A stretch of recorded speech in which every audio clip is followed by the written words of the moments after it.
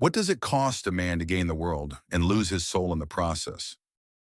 There was a time when leadership meant bearing a sacred weight, when to speak was to bind your soul to truth, and to lead meant to kneel first before virtue. But today, we watch as thrones are bought with lies. Truth is bartered like coins in the marketplace of influence. We watch men rise by abandoning their conscience and fall by never finding it again. In a world loud with promises and louder with disappointments, where the voices of politicians echo through marble halls, but rarely into the hearts of people, one man from 2,500 years ago still whispers a truth more piercing than any campaign slogan. Confucius. Confucius did not lead armies, nor did he hold thrones. Yet his philosophy has shaped emperors, governments, and minds across centuries. His vision of leadership wasn't about power, it was about virtue. It was about character. Today, leadership is measured in polls, followers, sound bites. But Confucius asked a deeper question: what kind of person are you becoming? Leadership to him began with the self, not the speech, not the photo op, but the quiet daily practice of cultivating character. He called it self-cultivation, the moral refinement of the soul. He did not ask leaders to be brilliant. He asked them to be honest, to be humble, to be still enough to listen when pride urges them to speak. But the world tempts. Power, when it meets ego, breeds decay. Corruption begins not with a crime, but with a compromise. Just one more time, a justification, a corner cut, a promise twisted, just a little for the greater good. Corruption is not just an act, it is a forgetting of who we serve, a forgetting of why we lead. Confucius saw it clearly. To see what is right and not do it is cowardice. And courage in politics is not shouting in parliament. It is saying no in silence. It is choosing loss over dishonor. Corruption, Confucius warned, is not a flaw in the system.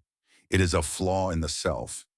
He did not believe in the perfection of law, but in the cultivation of the heart.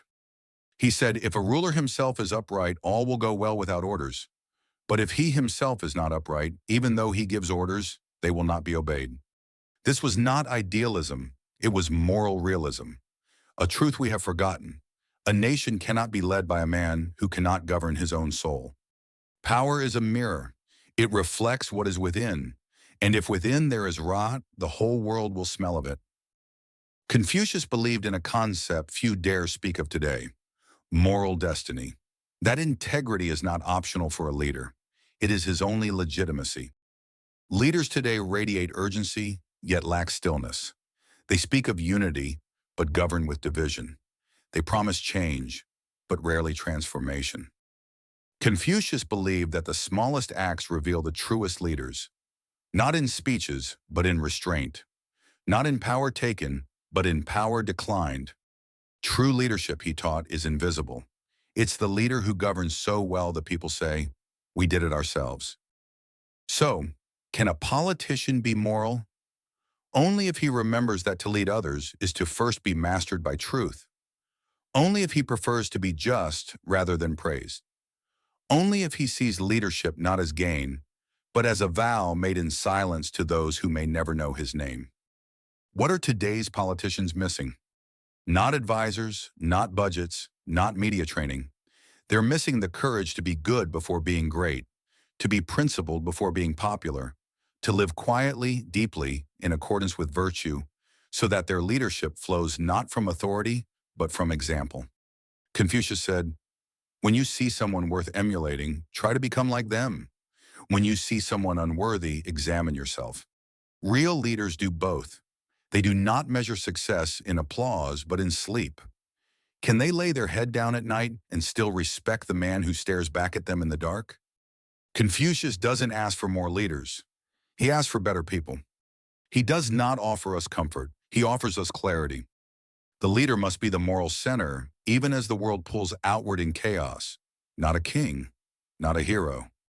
Just a person who chooses, again and again, to do what is right when it would be easier to do what is easy. If this stirred something deep in you, a question, a memory, a truth long buried, then let it move you further.